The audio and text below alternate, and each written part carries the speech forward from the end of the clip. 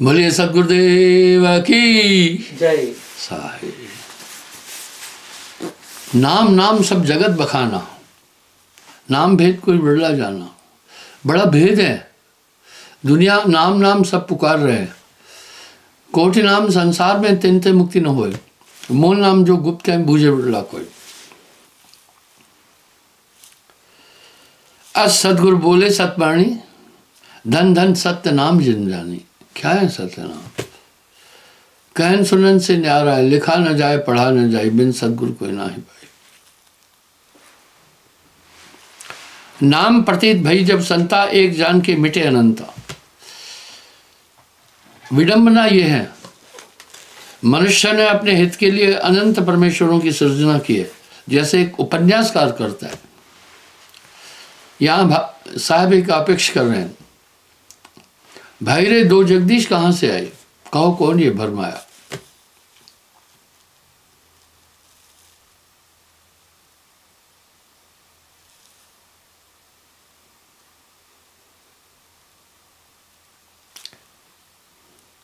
विरला संत परम गति। अब विरला यानी 9%।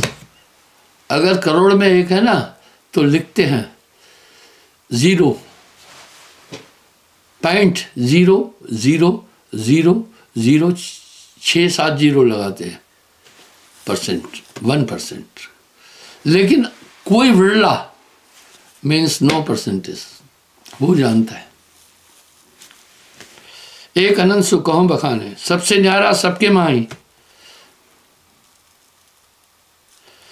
माए सदगुरु दूजा नहीं, सत्य नाम जाके धन होई, धन जीवन ताही को लोई।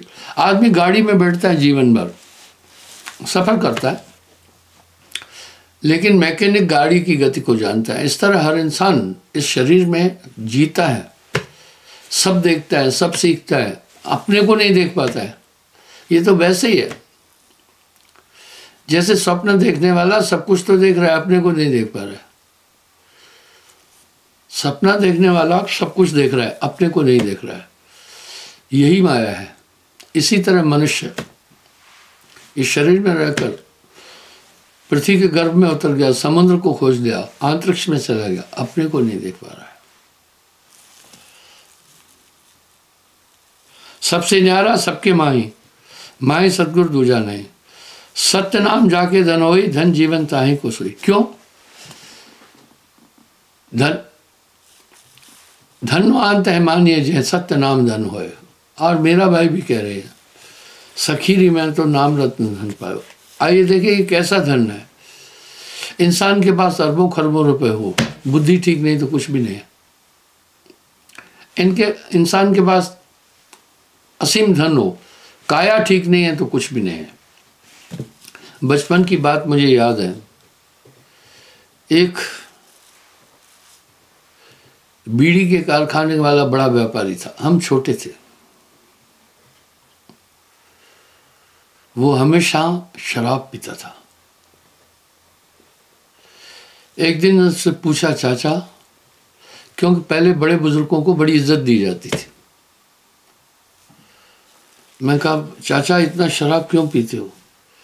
बोला, बेटे मेरे गले में कैंसर है, मेरे पास असीम धन है, मैं एक फुल्का नहीं खा सकता हूँ। दुनिया में विविध प्रकार के कष्ट हैं, दुख है। अगर नाम नहीं तो सब कुछ भी है तो भी कुछ नहीं है। धनवंता तह जानिए जय, नाम रत्न धन होए। लोगों ने नाम का व्यापार बड़ा शुरू किया है।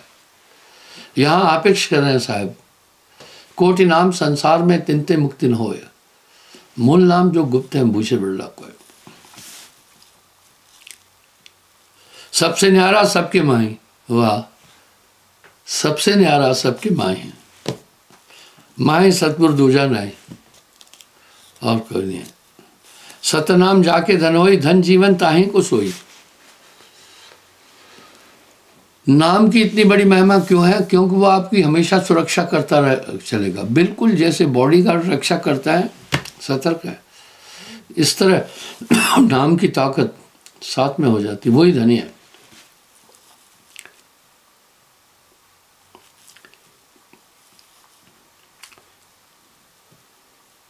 जिनके धन सतनाम है तिनका जीवन धन, तिनको सदगुता रही, बहुर न धरई तन।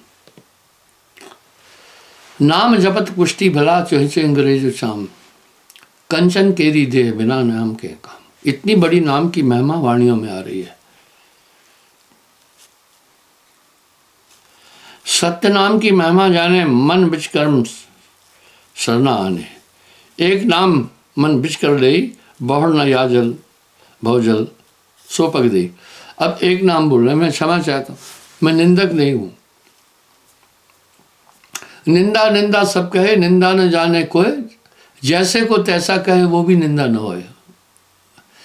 अब यहाँ तो एक नाम हर जगह, कहीं 10 नाम नहीं, कहीं 71 नाम नहीं, कहीं 100 नाम नहीं, कहीं 5 नाम नहीं। एक नाम को जानकर दूजा दे बहा है।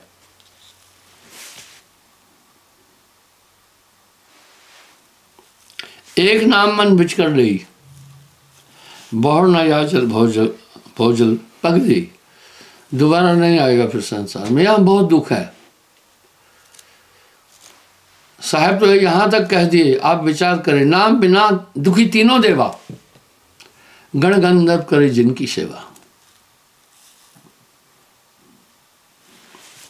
योग यज्ञ जब तब क्या करे, दान पुण्य ते काज न सरे। देवी देवा भूत परेता, नाम लेत भागे तचकेता। मैदान छोड़कर भागते, नाम के आगे नहीं रुकेंगे वो। जहां नाम तह कालगत नाही, बिना नाम सब काल की छाए हैं। टोना टामन पूजा पाती, नाम ले सहजे तर जाती। आप देखिए नामदान के टाइम पर जो लोग आते हैं, मैं उनको एक चीज बताता हूँ। पहले मेरा प्रश्न होता है, अपनी इच्छा से नाम लेने आए हैं या नहीं? क्यों? आज से करीब ये 48 साल पहले की बात है, 38 साल पहले, 85 की। मैं शिवदास भगत के घर नाम देता था। कम लोग थे उस समय। तो एक नई नवेली शादीशुदा घूंघट ओढ़े आई, सबसे पूछा, भाई मैं पूछता हूं, आप नाम अपनी इच्छा से ले रहे हैं या किसी के दबाव से? जब मैंने पूछा तो एक उस नई नवेली दुल्हन ने कहा, यूं किया, नहीं।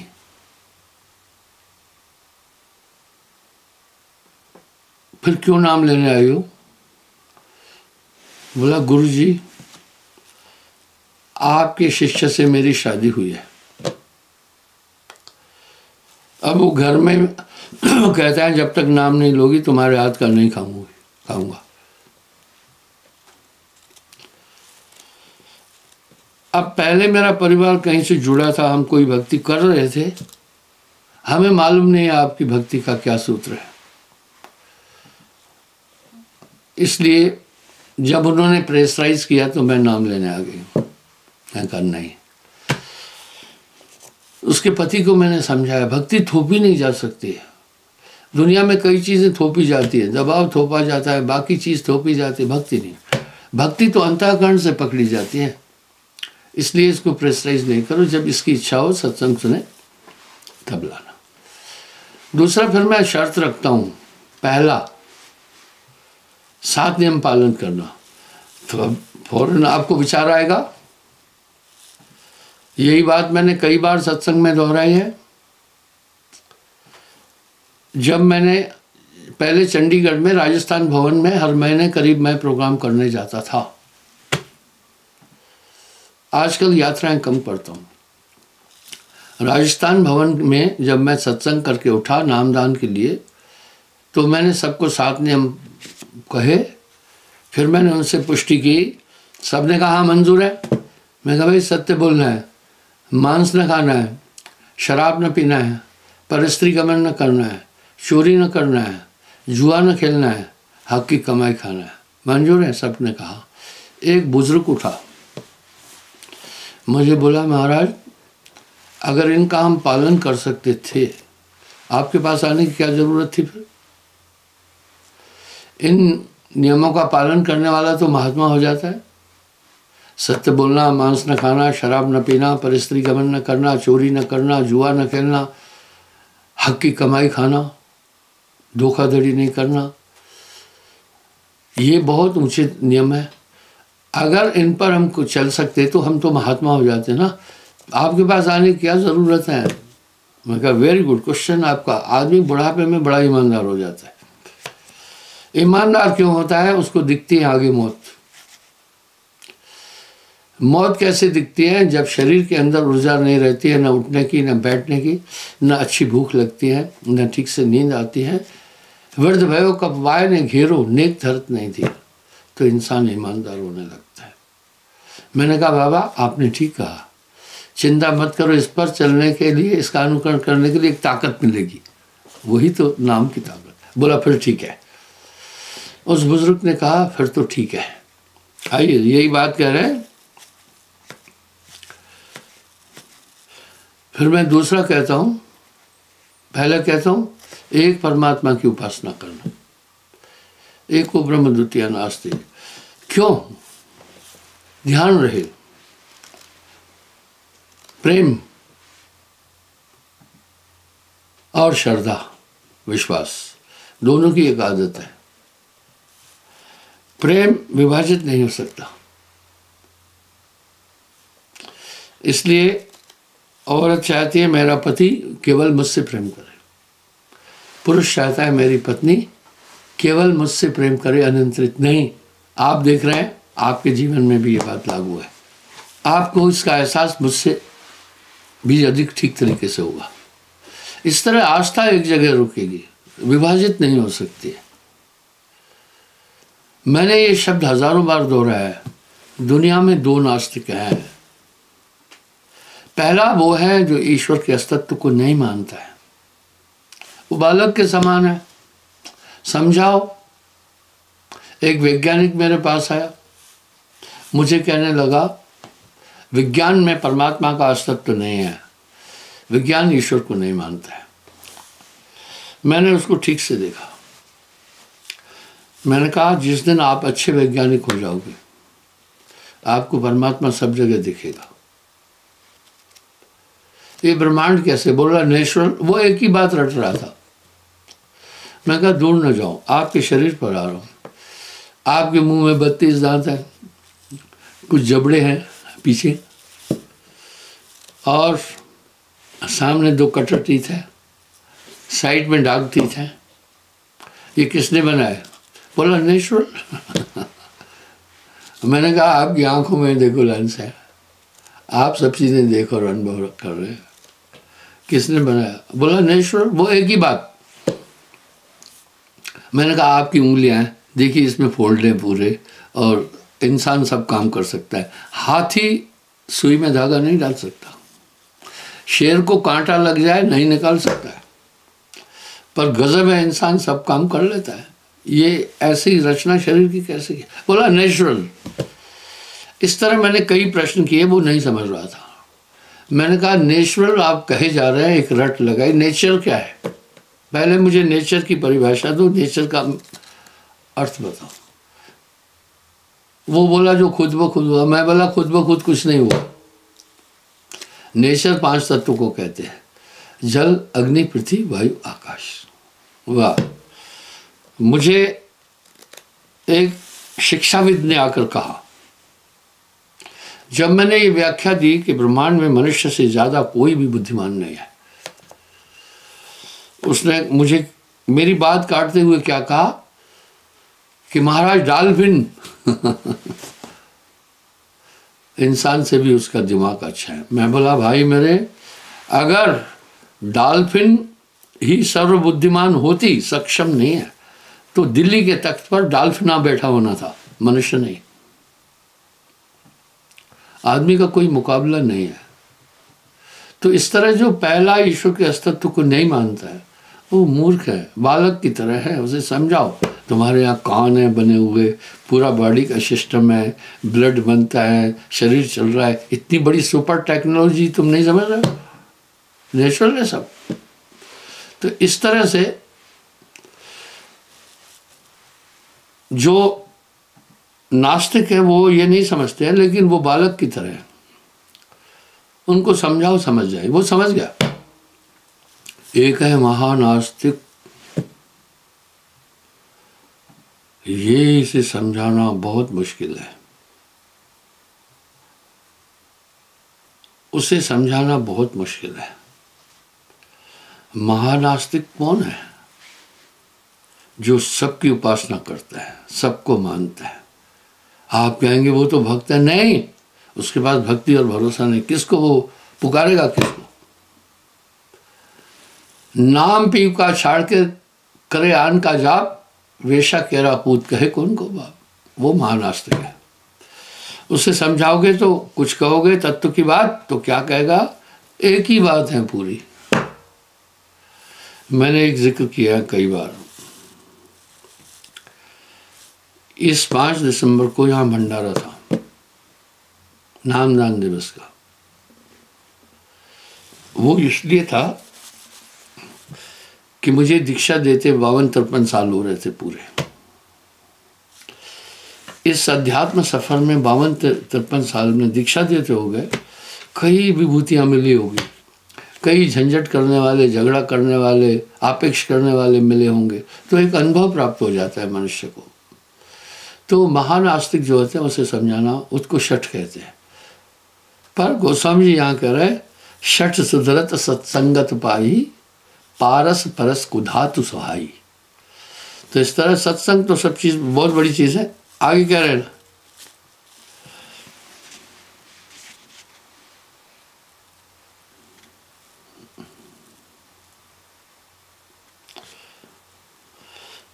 विरला संत परम गति जाने। अब विरला कह दिया, एक अनंत सुख कहूं बखाने। सबसे न्यारा सबके माहे, माहे सतगुरु दूजा नहीं। सत्य नाम जाके धन हुई, धन जीवन ताहे कुछ हुई। तो फिर मैं दूसरा क्या कहता हूं? पहला तो मैं कहता हूं भाई 7 नियम का पालन करना, ठीक है। फिर मैं कहता एक की उपासना करना, परम पुरुष की। इसी क्या, मैं वेद और शास्त्र सहित हूं, रहित नहीं हूं। वेद भी तो कह रहे हैं एको ब्रह्म द्वितीय नास्ति। नानक देव जी तो कह रहे हैं, नानक एको सुमरिए, 5 सुमरिए, 71 सुमरिए नहीं बोल रहे। साहब भी कह रहे हैं एक नाम को जानकर दूजा दे बहा। फिर मैं उनको हिदायत देता हूं, पहला तो एक ही उपासना करना। दूसरा कहता हूं, टोना टोटका जादू झड़ी जंत्र मंत्र तंत्र आदि ये नहीं मानना। आज आपको प्रिजर्व कर देते हैं, वो नाम के आगे ये भाग जाते। यही बात साहब क्या कह रहे हैं, नाम लेत सहजे तर जाई, टोना टामन पूजा पाती, नाम लेत सहजे तर जाती। इससे भी आगे जाकर साहब एक बात बोल रहे, यमतास निकट न आवही। वाह, यम उसके पास नहीं आ सकते। यह नाम की प्रतीत हो, जब है नाम जीव या मोरा, तब है यम तोर बल हो थोड़ा। तो साहब कह रहे हैं उस नाम के आगे ये सब चीजें भग जाती है।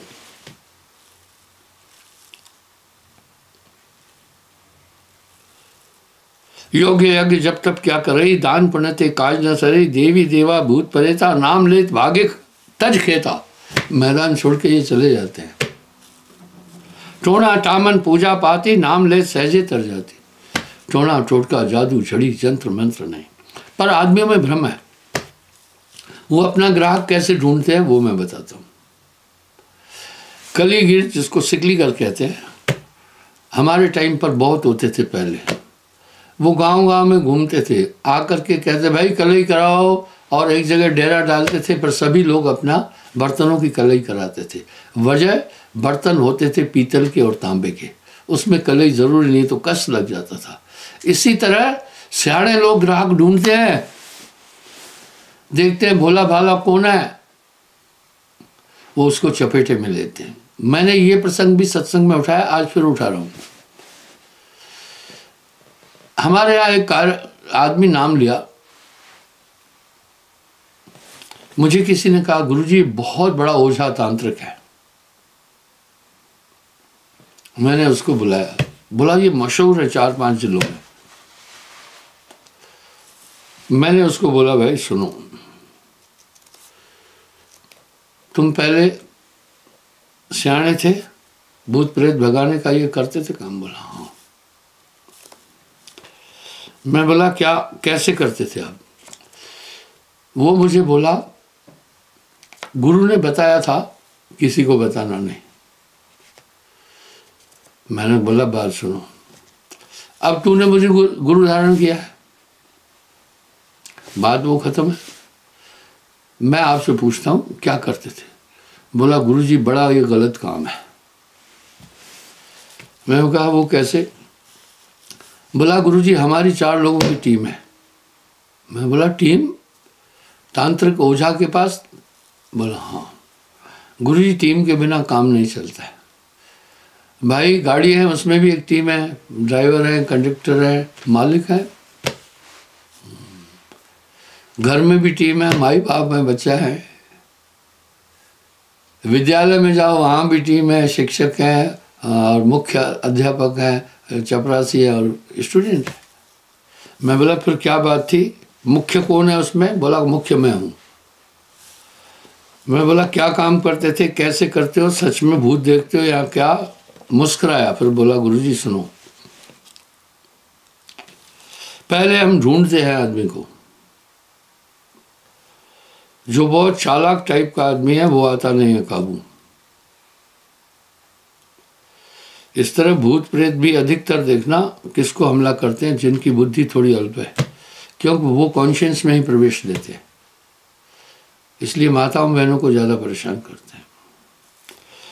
तो बोला पहला हमारा एक आदमी ढूंढता है, हम ढूंढते हैं कहाँ ऐसा आदमी है थोड़ा सा जो बहमी टाइप है। फिर क्या करते हैं, एक हमारा आदमी जाता है उसके पास में कहीं पेड़ पर, कहीं छिप कर रात को आवाज मारता है, रमलो ऐसे करके, जैसे प्रेत आत्माओं की आवाज निकलती है। वो उसका नाम लेकर पुकारते हैं, तो बाहर निकलता है, देखता है क्या है। अब बाहर कुछ मिल नहीं रहा है, वो पेड़ पर बैठा हुआ है और रात को पेड़ पर आदमी नहीं चढ़ता है, रात को फल भी नहीं तोड़ते, रात को वृक्ष भी सोते हैं। इस तरह आप देखना, दिन के समय किसी पेड़ के पत्तों को ध्यान से देखना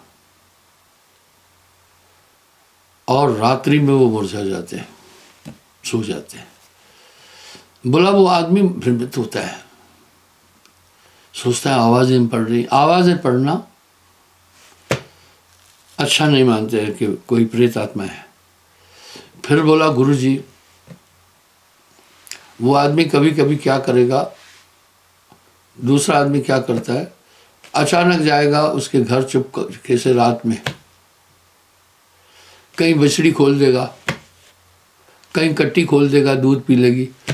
सुबह गाय दूध नहीं देती है कि दूध पी लिया, और भैंस भी दूध नहीं देगी, लात मारेगी। मालिक सोचता है आज ये क्यों लात मार रही है, तो लोग कहते हैं ऊपरी नुक्स हो गया है, ये वहम में पूरी दुनिया झूलती है। और कभी कभी दरवाजा तब तक, जब तक वो उठे कपड़े पहने तब तक छिप जाते थे। कभी कभी कोठे पर पैर बजाना, ये सब चीज़ों को लोग प्रेत बाधा मानते हैं। तो हम पहले उसके अंदर एक बात सेट कर देते हैं कि तुम्हारे अंदर प्रेत आत्मा का वास है। आप देखना ये कितना चालाकी का काम है। और साहब बोल रहे हैं भूत पिशाच हो सब न्यारा। फिर क्या होता है, तीसरा आदमी जाता है उनके यहाँ, जाकर के कुछ न कुछ पूछता है, जानकर पूछता है भाई चेला राम का घर कहाँ है, घर में जब जनानी है कोई और। तो आचार विचार के अनुसार आगंतुक घर पहुंचे आदमी का अपमान नहीं करते। तो जनानी कहती है, पत्नी कहती है या माता बहन है, कहती है भाई चेला राम का घर उधर है। तब वो कहता है भाई ये तुम्हारी भैंस घूर कर देखी है, और भैंस तो देखेगी क्योंकि भाई नया आदमी आया तो भैंस को वहम है ये मुझे ले नहीं जाए। तो वो कहता है भाई ये भैंस जो है इसके ऊपर कुछ ऊपरी नुक्स है, कभी कभी दूध नहीं देती होगी। देखिए किस तरह से उलझाया जा रहा है। ये मुझे उस बहुत बड़े सियाने ने बोला है, मैं अपनी ओर से बात नहीं बोल रहा हूँ। वो बोलती हाँ भैया ऐसा है। बोला कुछ है यहाँ। फिर कहा कभी कभी कोठे पर पैर बजता होगा, कभी आवाज़ें पड़ती होगी। बोला हाँ। अंधेरे में बोला कभी डर लगता होगा। बोला हाँ ये सब होता है। बोला आपके घर खराब चीज़ है कोई। भैया फिर कैसा करे। बोला भाई बलावाला में या किसी गांव का नाम लेकर उधर एक तांत्रिक है, भूत प्रेत भगाता है, बघेलू। तो अब वो सोचते हैं माई के ब्रेन में सेट कर देते। अब माई क्यों हो गई कन्विंस, जो जो घटनाएं उन्होंने बनावट से की थी वो उसने बोली आकर। अनचाहे माई को यकीन करना पड़ गया। जब आदमी आता है, अब घर में माहौल बनाते हैं। बोला पहले प्रेतात्मा का माहौल बनाया जाता है। होता था लाख में कोई एक बात होगी, बाकी होता था कुछ नहीं है, एक माहौल बनाना है। देखो माहौल तो सभी बनाते हैं ना। आप देखो बिजनेस के लिए माहौल बनाते हैं, टीवी पर आती हैं सूचनाएं कि भाई ये ब्रश करो, ये फलाना करो, माहौल बनाते हैं। इस तरह बोला माहौल बनाते हैं। अब जब वो चले गए, उसने पता भी बता दिया पलावाला में कोई है, मैं ठीक से जानता नहीं, लेकिन बड़े बड़े भूत भगाए हैं उसने। अब बंदा आता है, माई कहती है बच्चे भी डर रहे हैं। अब बच्चे भी डरेंगे क्योंकि घर में फिर वो अंधेरे में किसी चीज़ को देख के कहेंगे भूत है यहाँ है। तो सब एक पूरा घर ये महसूस होता है इसमें कुछ है। माई कहती है बंदे को कि घर में बच्चे भी डर रहे हैं, कोठे पर पैर भी बजते हैं, आवाज़ें भी आ रही हैं, कुछ चीज़ें ऐसी हैं शैतानी ताकतें वो आकर के परेशान कर रही है, मंज भी दूध नहीं देती हैं, सब चीज़ें। बंदा बेचारा अनचाहे कहता नहीं कुछ। बोला कोई जब घर का कोई मेंबर मर जाएगा तब कुछ करोगे। अब वो बेचारा गरीब मरता क्या न करता। पहुँचता है पलावाला, धीरे धीरे सबसे पूछता है भाई यहाँ कोई बघेलू है क्या। बोला हाँ हाँ वो चेले का काम करता है। उसने काफ़ी, अब वहाँ भी उसके एजेंट मिलते हैं, एजेंट मिलते हैं। क्यों मिलते हैं, वो धन जो इकट्ठा करता है थोड़ा बहुत चारा सबको दे देता है। तो इस तरह से फिर क्या होता है, मैं आपको छोटा उदाहरण दूँगा। जो देश में पहला चुनाव हुआ मुझे वो भी याद है। पहले राजनीति में समाज सेवक थे, अब स्थिति बदल गई है। अब धनार्जन के लिए अधिकतर लोग राजनीति में जाते हैं, बस सब चीज़ें हाथ में हो जाती है। इस तरह से वो आदमी फिर उसको जाकर कहता है महाराज मेरे घर में बड़ा झंझट है, आप चलो। वो बोलता है भाई मैं आज बुकिंग है नहीं चलूँगा। फिर वो टाइम दे देता है। आऊँगा घर आकर वो जो हेड था बोला मैं आकर फिर वही बात बोलता हूँ, कभी कभी आवाज़ें पड़ती होगी। वो कहती हाँ देखिए क्या चालाकी है। फिर बोलते कभी कभी कोठे पर पैर बजता होगा। बोला बिल्कुल। बोला कभी कभी मंज दूध नहीं देती होगी। बोला हाँ। कभी कभी कपड़े गुम हो जाते होंगे। जो जो बातें बोली अब उसको ये यकीन हो जाता है ये तो सब कुछ हो रहा है। देखिए कितना बड़ा छल है ये। इसलिए साहब कह रहे हैं ये केवल भ्रम के उत्पत्ति। और वो फिर बेचारा कहता है महाराज कुछ कर देखो। बोलता है इसमें बड़ा खर्चा है, भैरों को मनाना है, चंडी को मनाना है और ऐसा ऐसा करना है और अपना बकरा देना है बलि, तब इष्ट मानेगा भैरव मानेगा। वो बोलता है महाराज मैं तो गरीब हूँ। बोला ठीक है मुर्गा ही काट देंगे, अब बताइए। और इस तरह फिर उससे पैसा लूटते हैं। फिर कहते हैं ठीक है तावीज़ देते हैं कुछ 3-6 महीने तक कुछ नहीं आएगा, और 6 महीने नहीं आता कोई भी। सच में देखिए कितना बड़ा फ्रॉड है। फिर 6 महीने बाद वो डेट देखते हैं, जैसे वकील नहीं देखते हैं फलाने वकील की डेट आ जाए, फिर वो डेट पूरी फिर वहीं से आवाज़ देता रुक लो, वही काम फिर शुरू हो जाता है। अभी वो निश्चिंत हो गया, उसको नहीं बुलाना था। उसको नहीं बुलाना था, लेकिन वो पीछा नहीं छोड़ते हैं। ऐसे लोग पूरा जीवन पीछा नहीं छोड़ते। इस तरह साहब कह रहे हैं ये केवल भ्रम के उत्पत्ति। इस तरह पूरी दुनिया इसमें उलझी है। साहब क्या करें, टोना टामन पूजा पाती नाम ले सहजे तर जाती, जो इच्छा वे मन माही पूर्वे तुरंत विलंब का सुनाई। जाकी गांठी नाम है, ताके हैं सब सिद्ध, कर जोड़े ठाड़ी रहे अष्ट सिद्ध नवनित। क्षमा चाहता हूँ, समय हो रहा है। धन्यवाद साहब।